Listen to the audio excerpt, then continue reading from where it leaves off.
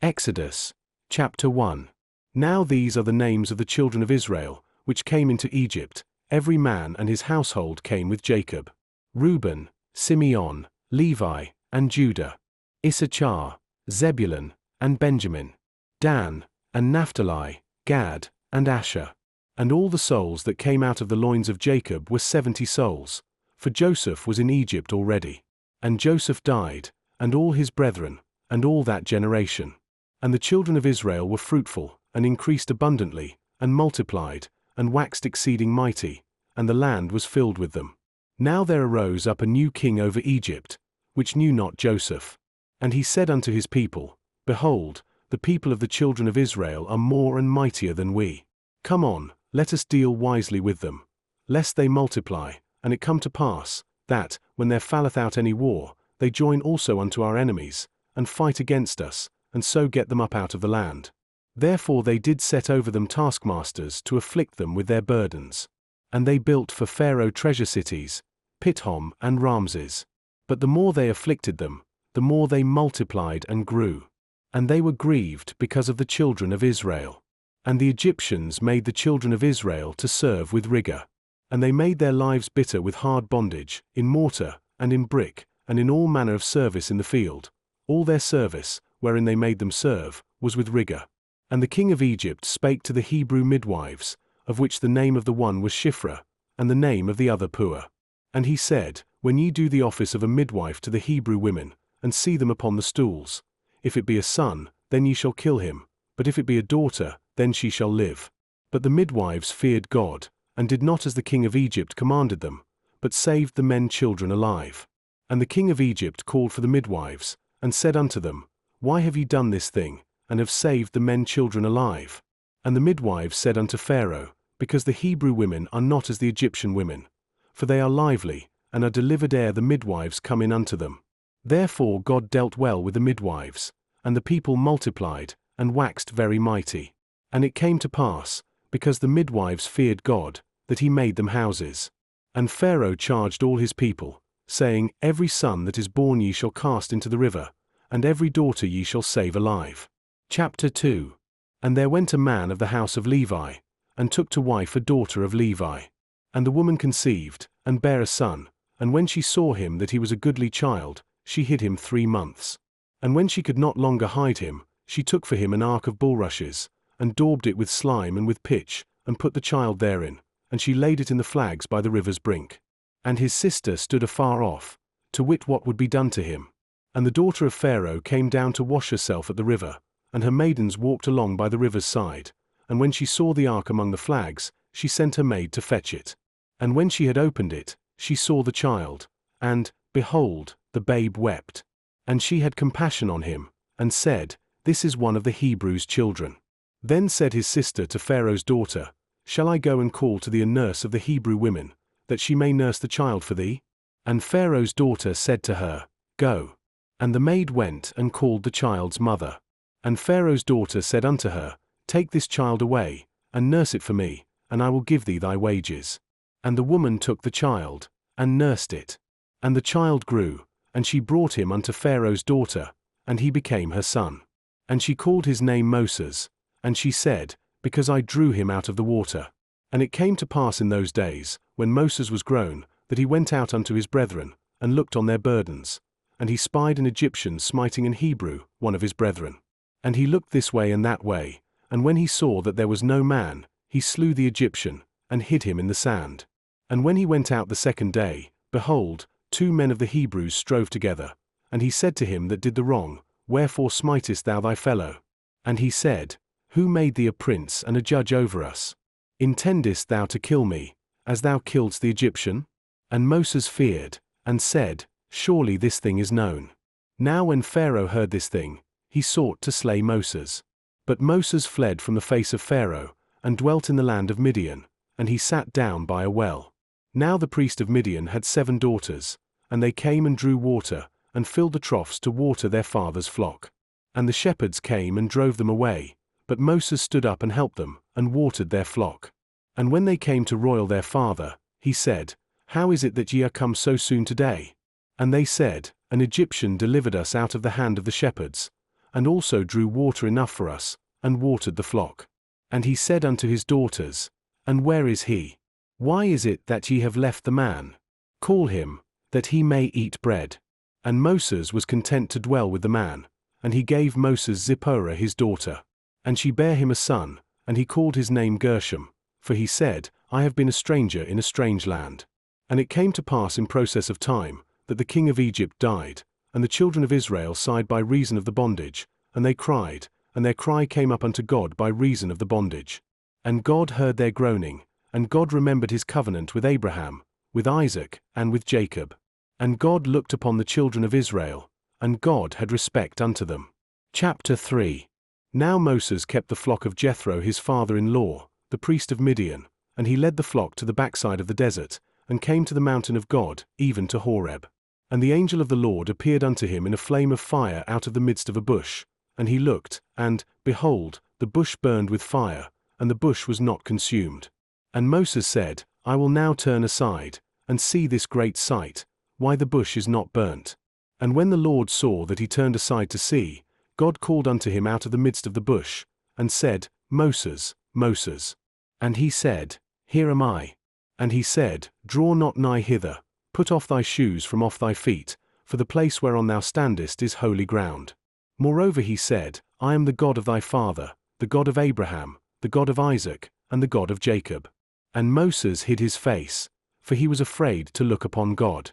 And the Lord said, I have surely seen the affliction of my people which are in Egypt, and have heard their cry by reason of their taskmasters, for I know their sorrows. And I am come down to deliver them out of the hand of the Egyptians, and to bring them up out of that land unto a good land and a large, unto a land flowing with milk and honey, unto the place of the Canaanites, and the Hittites, and the Amorites, and the Perizzites, and the Hivites, and the Jebusites. Now therefore, behold, the cry of the children of Israel is come unto me, and I have also seen the oppression wherewith the Egyptians oppress them. Come now therefore, and I will send thee unto Pharaoh, that thou mayest bring forth my people the children of Israel out of Egypt. And Moses said unto God, Who am I, that I should go unto Pharaoh, and that I should bring forth the children of Israel out of Egypt? And he said, Certainly I will be with thee, and this shall be a token unto thee, that I have sent thee. When thou hast brought forth the people out of Egypt, ye shall serve God upon this mountain. And Moses said unto God, Behold, when I come unto the children of Israel, and shall say unto them, The God of your fathers hath sent me unto you. And they shall say to me, What is his name? What shall I say unto them? And God said unto Moses, I am that I am. And he said, Thus shalt thou say unto the children of Israel, I am hath sent me unto you. And God said moreover unto Moses, Thus shalt thou say unto the children of Israel, The Lord God of your fathers, the God of Abraham, the God of Isaac, and the God of Jacob, hath sent me unto you. This is my name for ever, and this is my memorial unto all generations. Go, and gather the elders of Israel together, and say unto them, The Lord God of your fathers, the God of Abraham, of Isaac, and of Jacob, appeared unto me, saying, I have surely visited you, and seen that which is done to you in Egypt. And I have said, I will bring you up out of the affliction of Egypt unto the land of the Canaanites, and the Hittites, and the Amorites, and the Perizzites, and the Hivites, and the Jebusites, unto a land flowing with milk and honey. And they shall hearken to thy voice, and thou shalt come, thou and the elders of Israel, unto the king of Egypt, and ye shall say unto him, The Lord God of the Hebrews hath met with us, and now let us go, we beseech thee, 3 days' journey into the wilderness, that we may sacrifice to the Lord our God. And I am sure that the king of Egypt will not let you go, no, not by a mighty hand. And I will stretch out my hand, and smite Egypt with all my wonders which I will do in the midst thereof, and after that he will let you go. And I will give this people favor in the sight of the Egyptians. And it shall come to pass, that, when ye go, ye shall not go empty. But every woman shall borrow of her neighbor, and of her that sojourneth in her house, jewels of silver, and jewels of gold, and raiment. And ye shall put them upon your sons, and upon your daughters, and ye shall spoil the Egyptians. Chapter 4. And Moses answered and said, But, behold, they will not believe me, nor hearken unto my voice. For they will say, The Lord hath not appeared unto thee. And the Lord said unto him, What is that in thine hand? And he said, A rod. And he said, Cast it on the ground. And he cast it on the ground, and it became a serpent, and Moses fled from before it. And the Lord said unto Moses, Put forth thine hand, and take it by the tail. And he put forth his hand, and caught it, and it became a rod in his hand. That they may believe that the Lord God of their fathers, the God of Abraham, the God of Isaac, and the God of Jacob, hath appeared unto thee. And the Lord said furthermore unto him, Put now thine hand into thy bosom. And he put his hand into his bosom, and when he took it out, behold, his hand was leprous as snow. And he said, Put thine hand into thy bosom again. And he put his hand into his bosom again, and plucked it out of his bosom, and, behold, it was turned again as his other flesh. And it shall come to pass, if they will not believe thee, neither hearken to the voice of the first sign, that they will believe the voice of the latter sign. And it shall come to pass, if they will not believe also these two signs, neither hearken unto thy voice, that thou shalt take of the water of the river, and pour it upon the dry land, and the water which thou takest out of the river shall become blood upon the dry land. And Moses said unto the Lord, O my Lord, I am not eloquent, neither heretofore, nor since thou hast spoken unto thy servant, but I am slow of speech, and of a slow tongue. And the Lord said unto him, Who hath made man's mouth? Or who maketh the dumb, or deaf, or the seeing, or the blind? Have not I the Lord? Now therefore go, and I will be with thy mouth, and teach thee what thou shalt say. And he said, O my Lord, send, I pray thee, by the hand of him whom thou wilt send. And the anger of the Lord was kindled against Moses. And he said, Is not Aaron the Levite thy brother? I know that he can speak well. And also, behold, he cometh forth to meet thee, and when he seeth thee, he will be glad in his heart. And thou shalt speak unto him, and put words in his mouth, and I will be with thy mouth, and with his mouth, and will teach you what ye shall do. And he shall be thy spokesman unto the people, and he shall be, even he shall be to thee instead of a mouth, and thou shalt be to him instead of God. And thou shalt take this rod in thine hand, wherewith thou shalt do signs. And Moses went and returned to Jethro his father-in-law, and said unto him, Let me go, I pray thee, and return unto my brethren which are in Egypt, and see whether they be yet alive. And Jethro said to Moses, Go in peace. And the Lord said unto Moses in Midian, Go, return into Egypt, for all the men are dead which sought thy life. And Moses took his wife and his sons, and set them upon an ass, and he returned to the land of Egypt, and Moses took the rod of God in his hand.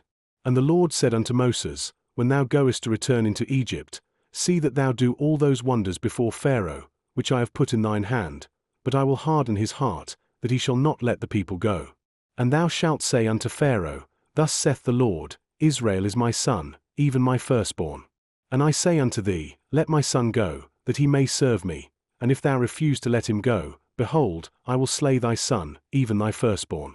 And it came to pass by the way in the inn, that the Lord met him, and sought to kill him. Then Zipporah took a sharp stone, and cut off the foreskin of her son, and cast it at his feet, and said, Surely a bloody husband art thou to me. So he let him go. Then she said, A bloody husband thou art, because of the circumcision. And the Lord said to Aaron, Go into the wilderness to meet Moses. And he went, and met him in the mount of God, and kissed him. And Moses told Aaron all the words of the Lord who had sent him, and all the signs which he had commanded him. And Moses and Aaron went and gathered together all the elders of the children of Israel. And Aaron spake all the words which the Lord had spoken unto Moses, and did the signs in the sight of the people. And the people believed, and when they heard that the Lord had visited the children of Israel, and that he had looked upon their affliction, then they bowed their heads and worshipped.